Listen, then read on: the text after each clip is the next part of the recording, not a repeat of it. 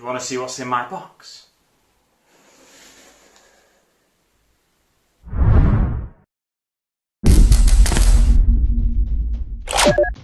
How you doing, guys? Big Mac Danskell here again today, back once again with another video for you. Today it's another Orky video. This is an unboxing of a prize I've won from 6 Plus Stevo's channel.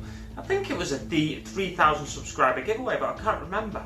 Could have been 2,000, but I think it's 3,000 subscriber giveaway. He's got a lot of subscribers, Stevo. Started his channel way after me, and he's far overshot any of my accomplishments on YouTube. I'm creeping up slowly on 1,500 subscribers, and I'll be doing a giveaway then. Although I said I was going to do a giveaway at 1,000 subscribers, so this is basically my 1,000 subscriber giveaway I'll be doing. But anyway, back to this unboxing and what's in this box. Let's find out what I've won together, shall we? I'm going to be turning the camera down to the tabletop, and then we can have a look together at what's in the box.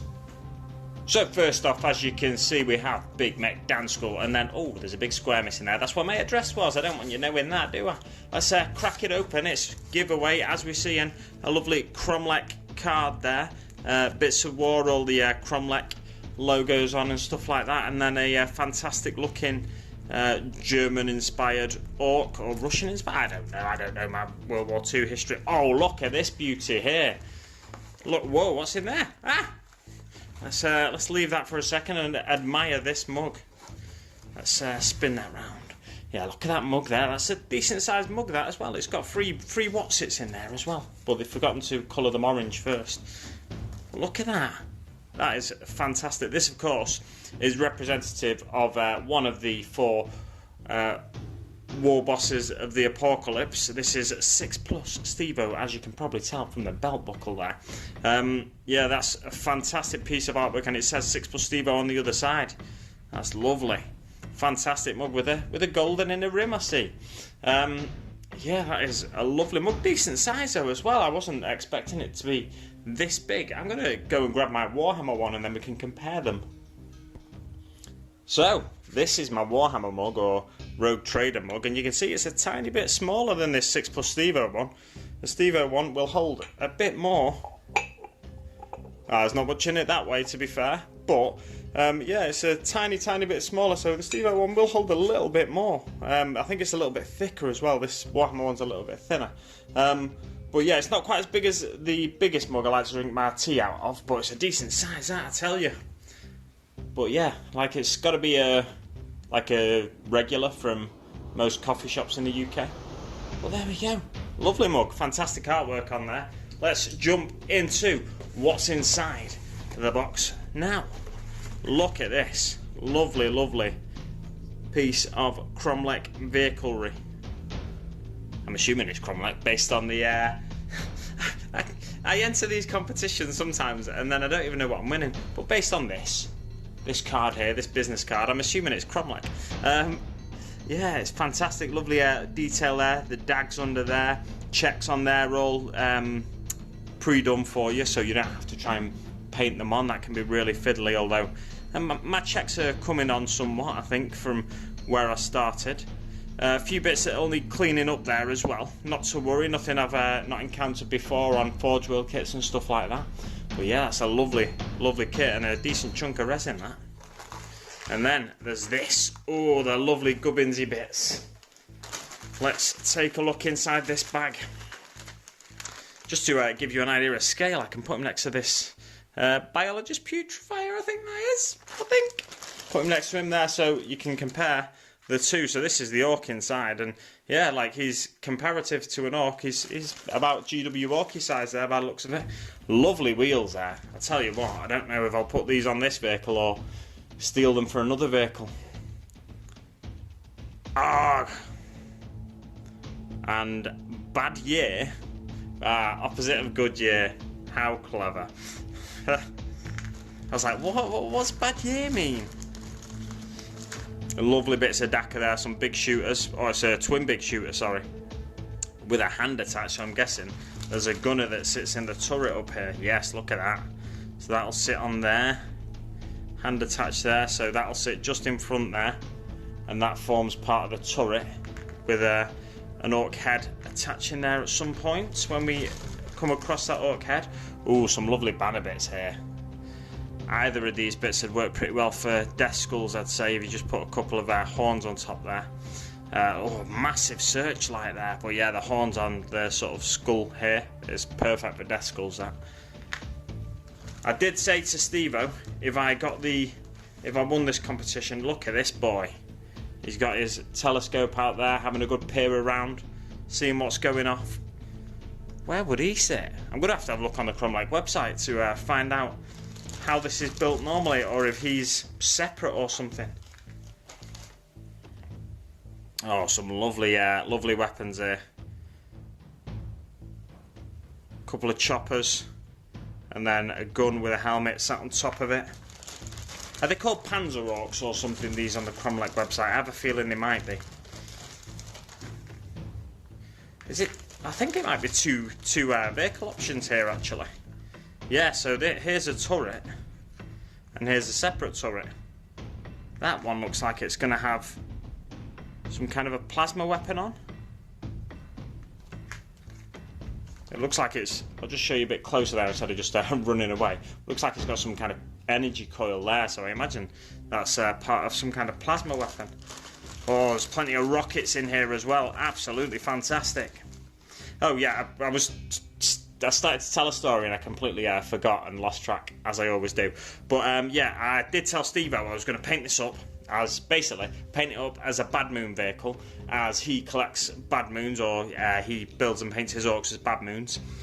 So I was going to paint it as a Bad Moon vehicle, put a nice blue handprint on it as something marked out for looting, and then shrink myself down and drive it around town myself and go smashing things up, looking for a good fight. So I'll try my best to see how far I get with that. But yeah, I'll definitely paint it up first of all.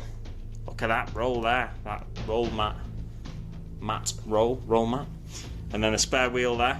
That'll just sit on the back somewhere, I imagine. Just on there probably, something like that. There's a knobble on the back there, so I imagine it'll sit somehow on there, although looks like it's going to be a bit awkward. Maybe it doesn't sit there. Like I said, I'm going to have to check out the Crumlake website and get a good look. Some more details here. A little hatch there to be looking out of, a spotter hatch, a few stick bombs, a massive horn there, excellent stuff, and whatever that is, I don't know what that bit is. This bit on the end with a slot in it. Let's pour these out so I can just pick them off as I go. Right, there's plenty of bits in here. Look at these heads, these trophy heads, trophy rack. Yeah, so we've got a human head there. We've got like a Chaos Space Marine head there by the looks of it, sort of a bit beaky-like. A regular beaky sort of head, and then that looks a bit chaosy as well. And then a skull there as well. So skull on either end and some Space Marines in between. Skull in the central one there on that main trophy rack. They've got this Crumlake skull here with the hat on, sort of tank commander guy. Excellent stuff, although I imagine that is for this guy here, supposedly. But of course, if I wanted him to be a leader of a particular squad or something, I could take this head. That'll fit with the fitting it's got. That'll fit perfectly on a GW miniature. So I could easily. Oh, look at that! Naughty finger there. Naughty finger. Yeah, so we have that. I could swap the arm out for a gun arm if I wanted to. Anything like that. Oh, there's a lovely ram there as well. Fantastic. See where, yeah, that'll just attach under there. Give you an idea of the shape.